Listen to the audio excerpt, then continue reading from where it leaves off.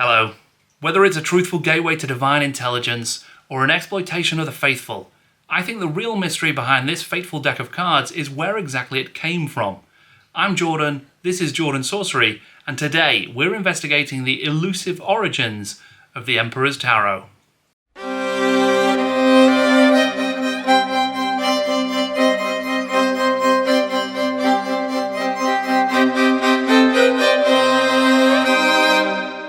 The Emperor's Tarot has become one of my favourite bits of lore in 40K, seeing as it concerns the psychic sway that the God Emperor of mankind still holds over the Imperium. And it's a brazen example of the contradictions inherent in Imperial religion. The Astronomicon's beacon is the manifestation of the Emperor's psychic powers, aiding navigation through the warp in the present. But the Emperor's Tarot, if we're to believe it, offers a beacon that aids navigation through time itself. For cartomancers and sanctioned psychers, the Emperor's Tarot is an artifact of immeasurable value, a putative connection to the thoughts, feelings, and futures of the Imperium's deathless deity. But where did this deck of would-be, could-be visions come from? And how can I get one? Well, before we find out where and when it originated on our Earth, let's first find out where it came from and what it is on Holy Terror. Like any contemporary tarot deck, the Emperor's Tarot is composed of 78 cards. Each card has a name and a somewhat ambiguous work of art that represents characters or concepts, such as the Fool, the Hulk, the Emperor, and the Harbinger. The wild card of the deck, frequently the hardest to interpret, is of course the Harlequin. Unlike typical tarot decks, the cards of the Emperor's Tarot are split into 4 arcana, not 2, known as the Executaria, the Discordia, the Adeptio, and the Mandatio arcanas. As the cards are drawn from the deck and placed on the table, their order, position, and orientation, as well as the relationships between all of the cards in the spread, are interpreted by the reader in order to divine the future. In the Imperium, there are many decks of the Emperor's Tarot, with variations in card design, number, and rituals. Only the rarest and most powerful decks, those typically in the possession of Inquisitors and noble houses, are produced by the scribes of the Administratum. Those scribes spend their entire lives perfecting the elaborate art of just one liquid crystal card. The images on these cards ebb and flow, changing with the mood and mind of the reader, as well as the strength and proximity of the warp. And it is through them that the faithful believe the Emperor cryptically communicates concepts. A trusted tarot reader can examine the spread of the cards and use them to interpret the Emperor's will and glean knowledge of the future. Readings are not to be undertaken lightly, given the sacred nature of the act, but they are used to help determine mundane details, like the planning of a celebratory ball, or for matters far more grave, such as understanding the threat posed to the Imperium by emerging events and enemies. It is said that the Legion of the Damned even use the tarot to determine where they are needed most in the fight against the Emperor's enemies. So now we know what the tarot purports to be, but from whence did it spring? My techno-archaeologist friend Rob remembered that the Emperor's Tarot plays a major role in the 1990 novel Draco. That novel had ideas and concepts that defined an era in 40K and still have a lasting legacy. Might that be the first appearance of this divine item? The Draco novel, originally published as Inquisitor, was written by Ian Watson, and it is the first Games Workshop novel set in the 40K universe. The book is the first part of Watson's Imperium War trilogy. Watson only wrote a few other short stories and the novel Space Marine for Games Workshop, but he is a prolific author, having written more than 30 books since his prize-winning debut, The Embedding, in 1975.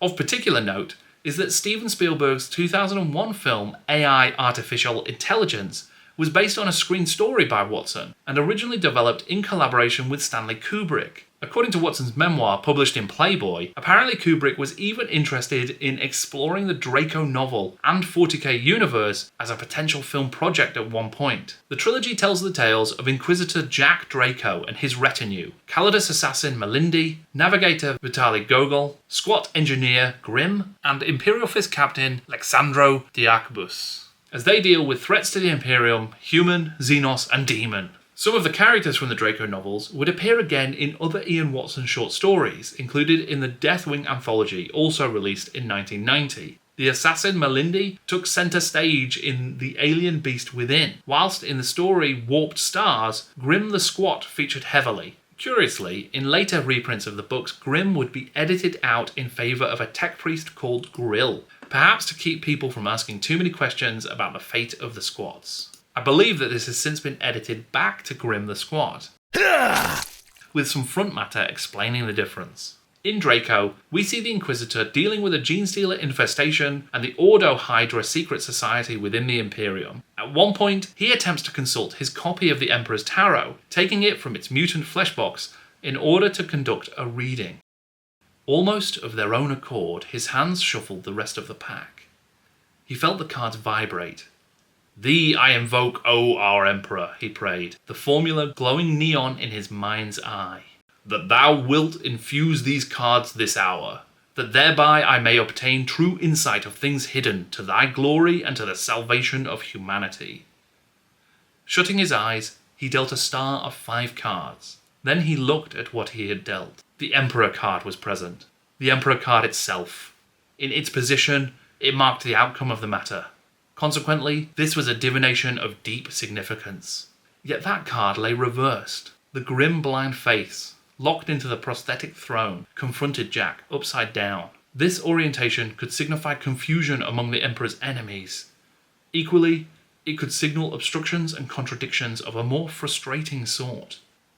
And of course, it might signify compassion as opposed to stern authority. Though how could that be the case? The other cards were the Harlequin, Inquisitor, Demon, and Hulk. One each from the suits of Discordia and Mandatio, and 2 major Arcana trumps, both menacing. Draco soon discovers, though, that his cards have been psychically infiltrated by a Harlequin man named Zepho Carnelian.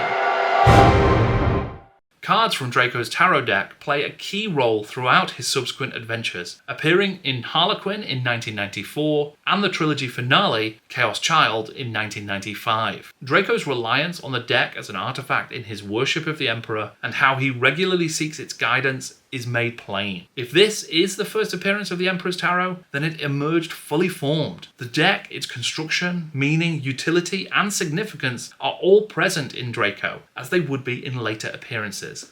I've never read Draco outside of its Emperor's Tarot extracts, but as I understand it, the novel and its sequels are as good a time capsule as you can get of a 40K era that emphasized grim dark satire and gothic sci-fi weirdness. Assuming you are comfortable with some canon that has been superseded since, and a few elements that are perhaps a little bit more problematic given they were written in a less socially aware time. At the very least, we can't deny that there are story and concept ideas that are still important to the 40K universe even today, 30 years later. But it wouldn't be nearly that long before the Emperor's Tarot would be dealt again. Epic 40,000, designed by Jervis Johnson, was the short-lived 3rd edition of the 6mm 40K wargame first introduced by the Adeptus Titanicus and Space Marine boxes in 1988 and 89. The game introduced a new mechanical component to the rules, a deck of fate cards that were designed to simulate the unpredictable tides of battle. The cards would offer boons for your forces and hindrances for your enemies, and the deck included generic cards relevant to every army. And then, in White Dwarf 210, published in July 1997, a new Fate deck was released. This deck was designed exclusively for Imperium players, and it took the form of the Emperor's Tarot. The set of 16 detachable cards that you could take out of the magazine included abilities modelled on a range of cards from the full Emperor's Tarot deck, such as the Assassin, which let you target an enemy commander, and the Inquisitor, which let you counteract the effect of an enemy fate card. In the 20 years since its possible first appearance in Draco, there have been several references to the Tarot in numerous Black Library novels, ranging from Gav Thorpe's Last Chances, to John French's Insurrection and Reincarnation, to Guy Haley's Baneblade. In fact, in Guy Haley's 2020 novel Avenging Sun, we see the Tarot again, with a spread of cards occurring as if by the sheer will of the Emperor alone. Somehow, 5 of her cards had worked their way into the pile, and now sat on top of one of the missives in a perfect Aquilon reading. 3 cards upright, close together, made the body of the Imperial Eagle. 2 further horizontal cards made its wings. She gaped. She couldn't have laid the cards out more neatly herself. In February 2017, Warhammer World hosted an event called the Throne of Skulls, Emperor's Tarot. Despite the typically intense name, the event was actually described as a gaming event all about fun, friendly battles in a relaxed atmosphere. Participation in the event was rewarded with a unique gift, a set of 21 Emperor's Tarot cards from the Major Arcana featuring the art of renowned GW art director John Blanche. The cards had originally been created as a reward for a previous Warhammer World event for an Inq 28 tournament, or Inquisitor played with 28mm miniatures that are typically inspired by the work of John Blanche. And Blanche brings his most glorious work to this deck. These beautiful cards are a treat to look at, demonstrating the depth and breadth of Blanche's art and the unusual characters that work within and without the Imperium. It's a real shame that this deck never made its way to general sale, as it's quite special. The Dark Millennium playing card deck, that also features John Blanche art, is probably as close as we are ever likely to get to it. Unless, you want to drop a few £100 on eBay. In the Dark Heresy role-playing game, it is possible for characters to possess a copy of the Emperor's Tarot. It's detailed in both the core book and the Demon Hunter expansion. The Emperor, or Imperial Tarot, plays a key role in the game's introductory adventure and some rules, as well as appearing as a representation of several psychic powers in the game. When Warhammer Plus launched in 2021, the anthology show Hammer and Bolter was, in my opinion, one of the most exciting offerings. A chance to see different stories from across the 40K and Age of Sigmar worlds. In the first episode, Death's Hand, we witness Inquisitor Kiamoro as he faces down the prophecy of his own death. The Inquisitor has sought out many readings of the tarot, and despite his best efforts, each foretells his demise. This is one of my favourite episodes of Hammer and Bolter, an immersive story clearly inspired by the Inquisitor trilogy and featuring the tarot in its most menacing form, an inescapable, inevitable finality. In November 2022, Warhammer Community began teasing the latest epic story in the 40k broader meta plot, the Arks of Omen. Each tease featured a card turn from the Emperor's Tarot. At the time of writing, Galaxy, Despoiler, Hulk, the Silver Key, and the Great Host have been revealed. These cards feature excellent new art, though it is unlike that seen before. I must admit that these new cards are quite fetching too. I can only hope that they find their way into a physical deck.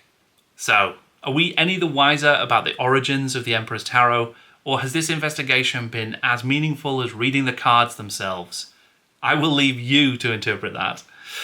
If you do have evidence of an earlier appearance of the tarot, or can categorically prove the empiric connection to the God Emperor of mankind, then please leave a comment below. I promise an Inquisitor won't come knocking at your door if you do. I would also really appreciate a like and subscribe if you enjoyed the video. Thank you very much for watching.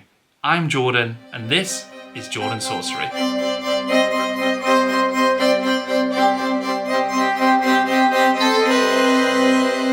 If there is one thing I've learned from making these videos so far, it's that I will absolutely have missed at least one very obvious and shameful example of the tarot. But now that I've predicted that future, I can avoid it. So I can't lose. Right?